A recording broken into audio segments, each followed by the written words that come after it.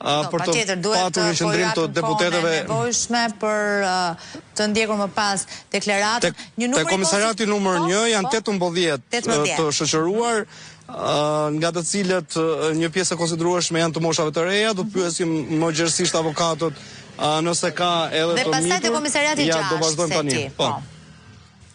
Po, atëherë janë 18 arrestuar, ndër të cilët një Gentian Tuga, që është edhe banori njësisë 9, është çuar në spital sepse është ndier keq, në fakt ka kemp për probleme me shikimin dhe fakt është ndier keq sepse i kanë dëmtuar rënd syrin, e kanë ardhur e kanë marrë dhe nuk na japin asnjë informacion.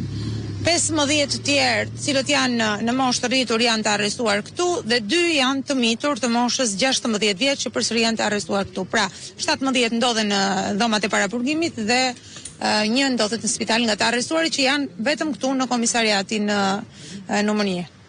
Nga komisariatet e tjera keni të dhëna? Kemi të dhëna që janë arrestuar 5 vetë në komisariatin numër 6. Paktën për momentin këtë kemi.